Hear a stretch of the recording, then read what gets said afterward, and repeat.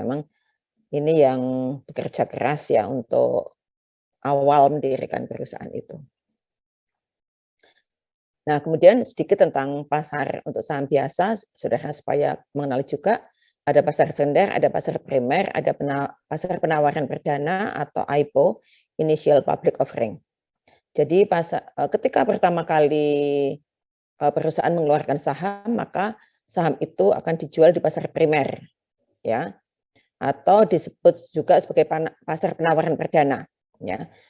Ya, pasar primer adalah pasar di mana perusahaan mendapatkan modalnya dengan menerbitkan sekuritas-sekuritas baru. Jadi ketika pertama kali belajar manajemen keuangan, Bu Susi menggambarkan hubungan pasar uang dan korporasi itu ya, dan perusahaan. Ingat ya. Nah, di mengeluarkan saham, maka itu di pasar primer, saudara ya. Atau ini juga bisa disebut sebagai IPO ya. Penawarannya disebut pasar penawaran perdana. Adalah turunan dari pasar primer. Di sini perusahaan melakukan go public dengan menawarkan sahamnya kepada publik untuk pertama kalinya. Ya. Nah, kemudian jika saham yang sudah dikeluarkan ini sudah diperjualbelikan, maka jual beli yang berikutnya adalah di pasar sekunder, ya, yaitu pasar di mana sekuritas atau aset-aset keuangan lainnya. Ingat saya selalu sudah mengganti ini kok mesti ya masih berarti belum saya save mungkin. Saya tuh kadang sambil mengajar itu memperbaiki itu ya, kadang pada saat membuat itu masih menggunakan terminologi lama. Atau aset-aset keuangan lainnya yang diperdagangkan di antara para investor setelah diterbitkan oleh perusahaan. Jadi setelah penerbitan, ya, setelah dipasarkan di pasar primer atau di IPO, ya, kemudian kemudian sudah pindah tangan dan seterusnya, ya, itu maka akan dijual belikan di pasar sekunder. Nah, ciri saham biasa memberikan hak atas dividen kepada pemiliknya. Dengan catatan, ya, perusahaan memiliki keuntungan untuk membayar dividen. Manajemen memutuskan untuk membayar dividen bukannya mempertahankan dan menginvestasikan kembali seluruh keuntungan yang diperoleh. Nah, ini keputusan ini ada di rapat umum pemegang saham di RUPS, saudara. Ya. Nah, demikian juga di koperasi juga gitu. Ketika RAT itu kan diputuskan anggota koperasi, ya, diumumkan sisa hasil usaha yang dibagi adalah seperti ini, ya, untuk anggota sekian, untuk sekian lah, seperti itu. Ketika setuju, ya itulah yang dijalankan oleh pengurus, ya. Nah, seperti itu, saudara. Hampir sama, saudara. Memang dua perusahaan ini adalah perusahaan yang berbadan hukum, ya. Jadi dia bisa berlaku dalam bisnisnya itu, dalam operasional bisnisnya itu sebagai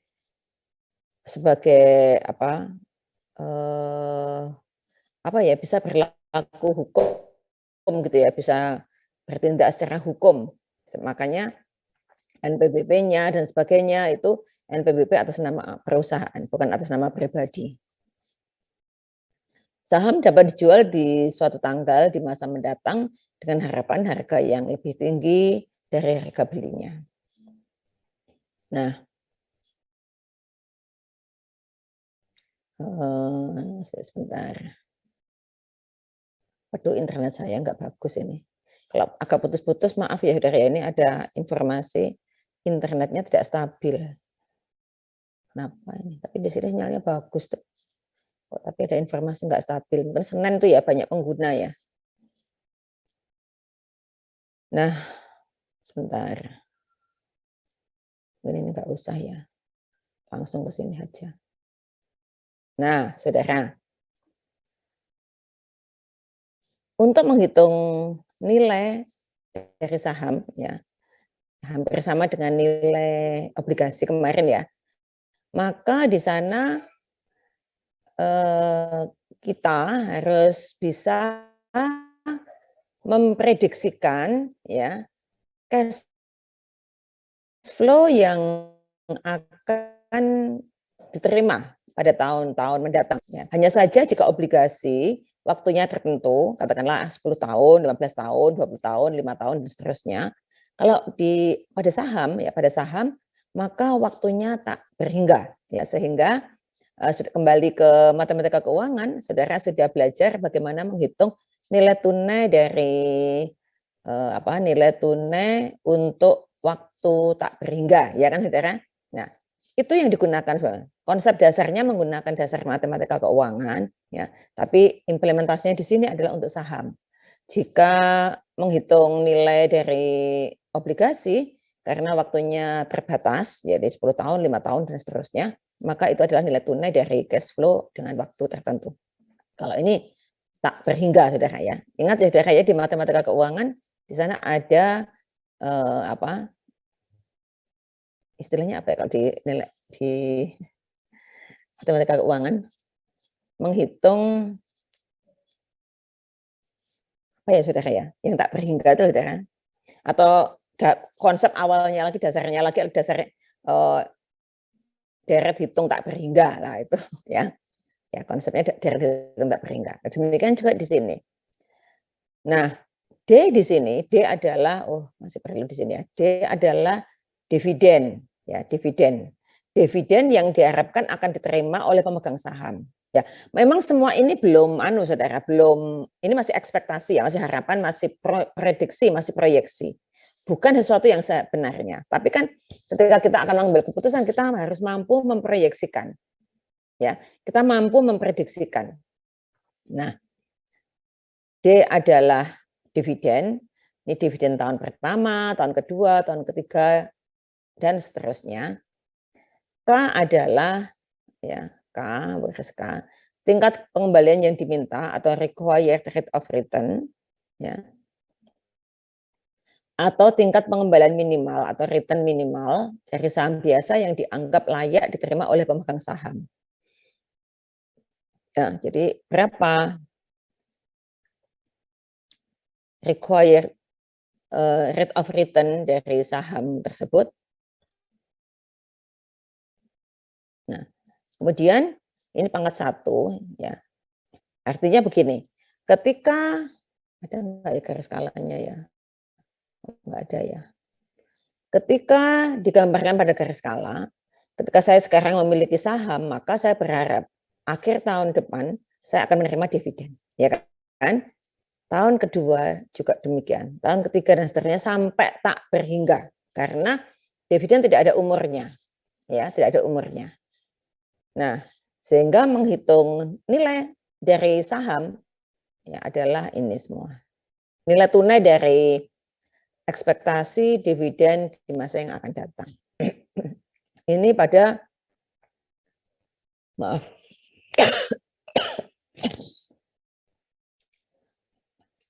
model umum valuasi saham. Nah, saudara, dalam kenyataannya, saudara, dalam kenyataannya bisa jadi saham ya atau pemilik saham itu punya harapan bahwa pasti akan ada pertumbuhan gitu ya, saudara ya. Ada pertumbuhan. Sehingga jika ada pertumbuhan maka D1 ya, D2, D3 dan seterusnya itu pasti bertumbuh. Jadi D2 pasti lebih besar dari D1. D3 lebih besar dari D2. Gitu. Nah, yang bisa didekati dengan matematika keuangan memang jika pertumbuhannya itu konstan, saudara. Kalau tumbuhnya nggak konstan ya menghitung satu persatuan gitu, saudara. Nggak bisa ya kan ya. Tumbuhnya ini diasumsikan konstan gitu. Ya. Jika growth ya pertumbuhannya konstan, rumus dari nilai tunai semua dividen atau nilai obligasi itu adalah ya D0 kali 1 plus G ya dibagi KS itu tadi ekspektasi atau return minimal dikurangi G growth ya, sehingga karena D0 kali 1 plus G itu adalah D1, jadi begini saudara. D1 adalah D0 kali 1 plus G. Karena diasumsikan bahwa setiap tahun ada pertumbuhan sebesar G. Kan gitu saudara ya. Nah, D2 adalah D1 kali 1 plus G. Atau D2 ya, D2 kali 1 plus G kuadrat. Nah, demikian. Ya, saudara ya, dan seterusnya. Nah, sehingga rumusnya disebut seperti ini. Rumusnya bisa menjadi D1 per KS min G. Ini pun ada asumsinya, saudara, sebentar. Nah, diasumsikan PT Salafood ya baru saja menawarkan dividen sebesar 115.000. Membayar dividen maksud saya, membayar dividen 115.000. Jadi ini adalah D0. Saham tersebut memiliki tingkat pengembalian yang diminta KS sebesar 13,4%. Dan di masa depan dividen akan tumbuh secara konstan dengan tingkat 8%. Estimasi dividen akhir tahun pertama D1 adalah 115 kali 1 plus growth 0,8 pangkat 1. Ya. D2 adalah 115 kali 1,08 atau 124.200 kali 1,08 atau 115.000 kali 1,08 kuadrat dan seterusnya. D5 adalah 115 kali 1,08 pangkat 4 atau D4 kali 1,08. Gitu saudara. Jadi selisihnya selalu 1,08 karena asumsinya ada growth, ada pertumbuhan yang konstan. Nah, untuk mengestimasi seluruh dividen di masa depan, untuk menentukan nilai saham saat ini, ya, dengan menjumlahkan semua nilai tunai dari dividen yang diharapkan di masa depan. Nah, untuk menemukan nilai intrinsik saham, jadi nilai tunai dari semua dividen itu adalah nilai intrinsik saham, ya, nilai atau valuasi dari saham. Dengan menggunakan rumus model pertumbuhan konstan, rumusnya Gordon tadi, maka dapat dihitung nilai intrinsik saham adalah ya 115 kali ini D1 ya, D1 dikurangi dibagi KS min G sama dengan 2.300.000. Nah, asumsinya adalah rumus jadi ini jika KS lebih besar dari G. Jika KS lebih besar dari G, ya. Jika tidak, maka menggunakannya rumus ya 1 per 1 tadi, menghitung nilai tunai 1 per 1, ya, gitu. Nah, ini saudara sedikit tentang penilaian obligasi. Sebentar lagi apa nih?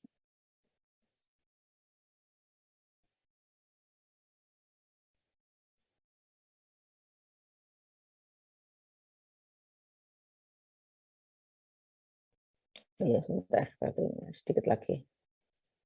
Nah, itu saudara ya, jadi ini untuk menghitung nilai dari saham atau nilai tunai dari semua expected dividend jika ada pertumbuhan konstan. Jika tidak ada pertumbuhan, ya lebih gampang lagi kan kalau tidak ada pertumbuhan, saudara. Ya artinya tidak ada ini.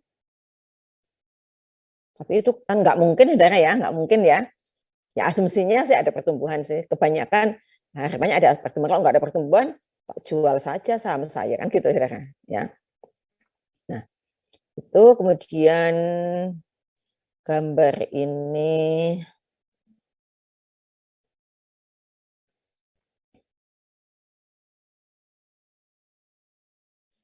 Aja.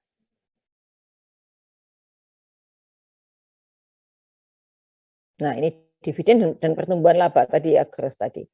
Pertumbuhan pada dividen terjadi sebagai akibat dari pertumbuhan laba per lembar saham.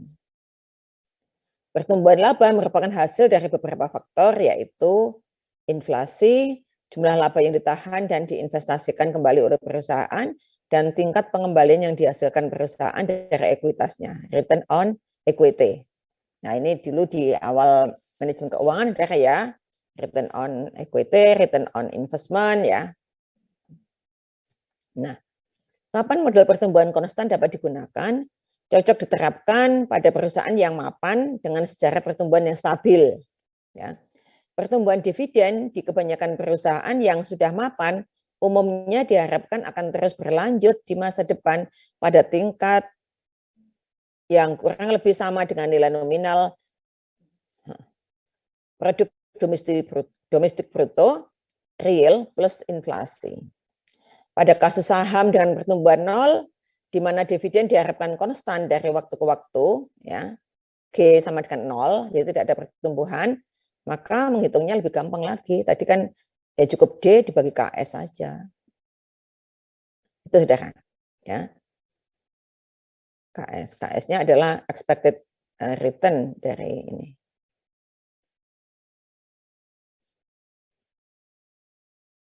Udah nggak usah ini, terlalu complicated nanti. Ini aja, sampai sini aja. Nah, itu prinsipnya saudara. Jadi, saudara saya berikan gambaran untuk menghitung nilai dari saham. Jadi, misalnya, suatu ketika saudara mau investasi pada saham gitu ya, maka saudara bisa saja mencari informasi bagaimana pertumbuhan dividen dari saham tersebut, perusahaan itu. Nah, dari sana, dari gejala yang ada, saudara akan bisa proyeksikan. Oh, ada pertumbuhan kata-kata sekian. Jadi misalnya saudara pelajari dalam 3 tahun terakhir misalnya, 3 tahun terakhir asumsinya kondisi ekonomi sekarang ini relatif sama dengan kondisi 3 tahun terakhir misalnya, ya. Ya, jadi tidak bisa diperbandingkan antara kondisi pandemi dengan kondisi normal, ya jangan, saudara. Kondisi dulu ketika normal, saudara, ya diperbandingkan. Nah, dari sana saudara akan bisa, oke, berarti proyeksi pertumbuhan atau growth-nya kurang lebih sekian persen, misalnya. Kemudian pada kondisi ekonomi semacam ini, maka kemungkinan dividen berapa? Sudah proyeksikan, hitung tuh. Nah, kemudian dari sana akan saudara lihat berapa harga saham sekarang ditawarkan di pasar. Oh, kalau saya hitung nilai saham ini sekian, ditawarkan sekian, oke saya ambil atau tidak. Itu saudara ya. Jadi nanti sama dengan halnya obligasi kemarin kan, obligasi. Sama halnya dengan ketika saudara belajar investasi dengan capital budgeting kemarin kan, saudara, kurang lebih sama seperti itu. Konsepnya itu, prinsipnya kita proyeksikan cash flow-nya, ya. Nah, inilah saudara. Makanya di prinsip manajemen, ketika pertama kali belajar manajemen keuangan, ya, saudara, saya ingat, saya berinformasi bahwa kas dan bukan laba adalah raja untuk manajemen keuangan. Prinsip manajemen keuangan. Karena apa? Semua itu cash flow saudara yang diperhitungkan, bukan labanya. Laba itu kan laba akuntansi. Laba itu untuk akuntansi, saudara. Tapi untuk kepentingan pengambilan keputusan dan lain-lain itu lebih ke cash flow-nya, ya, ke cash flow. Nah, itu saudara. Loh, Bu, kalau cash flow-nya ya otomatis nanti tinggal biaya tetapnya berapa? Ya, biaya tetapnya berapa? Nah, kurangilah. Kurang lebih itu laba akuntansinya seperti itu. Ya. Tapi orang manajemen ketika cash flow-nya positif dan positifnya besar gitu ya sudah jalan ya gitu. Dengan mengendalikan depresiasi, ya maka secara akuntansi akan laba seperti itu. Nah, itu saudara materi tambahan ya, materi pengayaan dari saya sebelum saya lanjutkan ke materi selanjutnya. Ya, artinya saudara saya berikan gambaran tentang bagaimana menghitung nilai obligasi, bagaimana menghitung nilai saham, ya, sehingga dari sana paling tidak saudara lebih terbuka gitu ya wawasannya. Oh ya seperti itu. Sehingga nanti ketika akan belajar cost of capital, oke, bisa lebih mudah memahaminya. Ya, oke. Sekarang saya stop. Saya lanjutkan ke materi kita.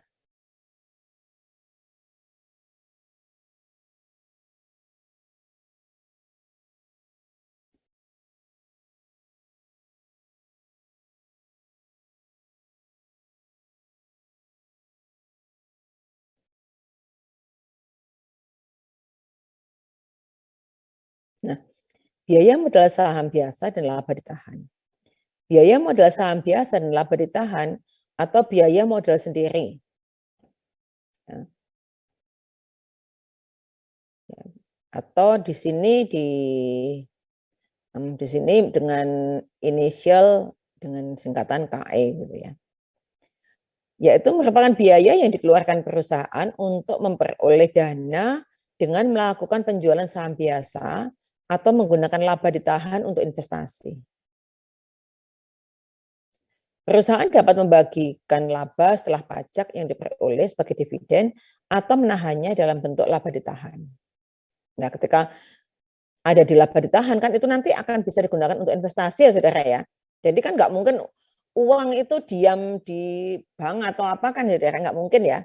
Kalau over liquid kan juga tidak bagus ya saudara ya. Ya memikirkannya seperti itu.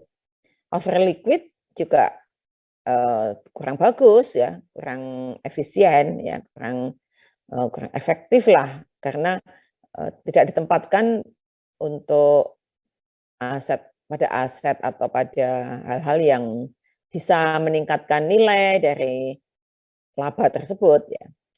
Laba ditahan yang digunakan untuk investasi kembali perlu diperhitungkan biaya modalnya.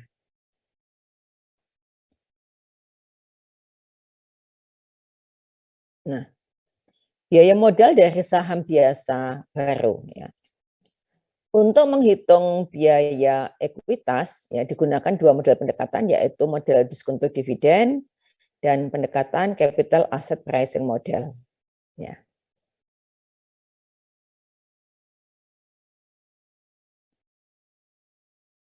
Nah, biaya modal yang berasal dari laba ditahan atau cost of return earning ya, yaitu biaya laba ditahan biaya laba ditahan adalah sebesar tingkat pendapatan atau rate of return investasi saham yang diharapkan investor. Salah satu cara menghitung biaya modal berasal dari laba ditahan adalah dengan pendekatan discounted cash flow atau dividen diskon model. Jadi begini saudara, keputusan bahwa laba itu dibagi semua atau dibagi atau tidak ya, atau proporsinya berapa yang dibagi itu kan pemegang saham. Sehingga ketika pemegang saham memutuskan oke, silakan masukkan laba ditahan. Maka dari sana sebetulnya kan pemegang saham itu menanggung biaya kan, yaitu biaya sebesar berapa return minimal yang diharapkan dari laba ditahan itu kan begitu saudara. Karena ketika misalnya jangan dimasukkan laba ditahan bagi semuanya misalnya gitu. Kan maka akan masuk ke pemegang saham kan saudara, ke emiten kan. Nah, itu saudara ya sehingga untuk menghitung laba ya atau menghitung biaya modal yang berasal dari laba ditahan ya maka DP dividen per lembar saham biasa dibagi harga saham biasa per lembar ditambah G tingkat pertumbuhan dividen. Nah, itu saudara. Nah, sebentar ini mesti kalau saya kadang sebenarnya ini kecil cuman karena di spasi itu menjadi besar otomatis sebentar. Saya itu kalau buat begini mesti ngetik bolak-balik karena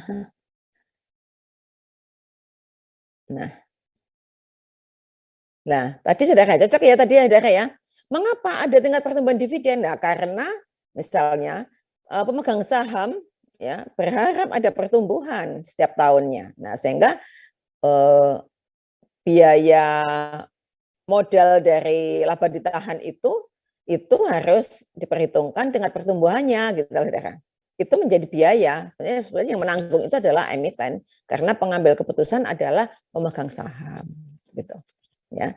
Jadi DP dividen per lembar saham biasa dibagi harga saham biasa per lembar ditambah G atau gross ini tingkat pertumbuhan dividen. Tadi saudara sudah perkenalkan ya bahwa dalam memprediksikan dividen pasti ada harapan positif yaitu ada pertumbuhan setiap tahunnya gitu ya. Sehingga berapa pertumbuhannya? Nah, itulah yang diperhitungkan juga sebagai biaya. Karena saya sudah memutuskan biar dilaba ditahan kok maka harus biaya ini yang harus ditanggung oleh perusahaan ketika menggunakan laba ditahan itu harus diperhitungkan sehingga itu nanti bisa dipakai sebagai dasar berapa return minimal ya atau expected atau required rate of return dari investasi yang menggunakan laba ditahan.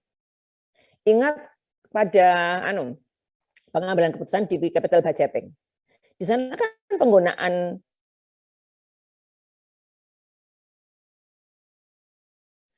investasi di capital budgeting bisa digunakan apa ditahan, saudara. Nah, sehingga tentu saja pemegang saham saja, oke,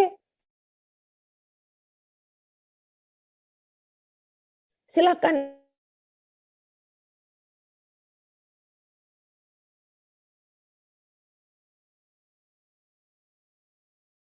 itu dilakukan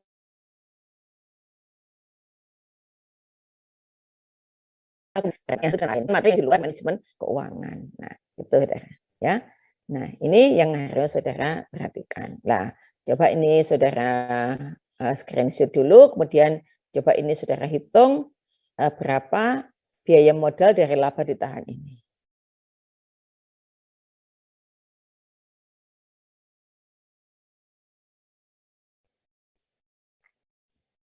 Silahkan saudara.